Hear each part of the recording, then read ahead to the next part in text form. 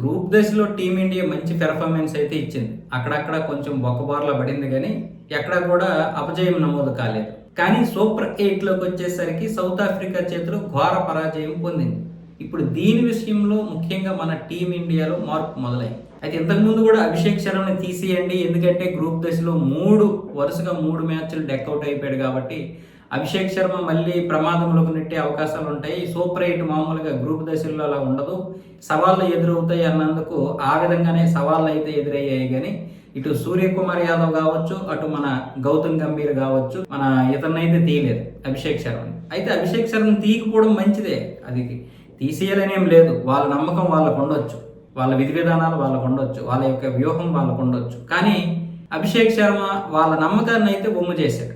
అభిషేక్ శర్మనే కాదు, సూర్యకుమార్ యాదవ్తో పాటు మొత్తం టీమిండియా అంతా కూడా ఆ రోజు పెర్ఫార్మెన్స్ పాతాళంలోకి వెళ్ళిపోయింది.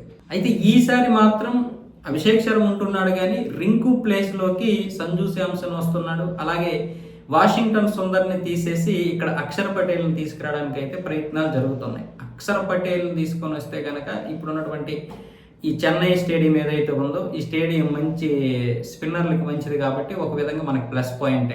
అయితే ఇప్పుడు వాషింగ్టన్ తీస్తున్నారా లేదా అన్న విషయం అయితే క్లారిటీ లేదు. కానీ ప్రస్తుతానికి రింకు ప్లేస్లోనైతే సంజు శాంసన్ అయితే వచ్చాడు. రింకు వాళ్ళ అమ్మ నాన్నకి బాగోలేదని వెళ్ళాడు, అయితే మళ్ళీ వచ్చాడు ఆయన. కానీ ఆడిస్తారా ఆడించారన్న విషయం తెలియదు, ప్రస్తుతానికైతే టీంలోనే ఉన్నాడు.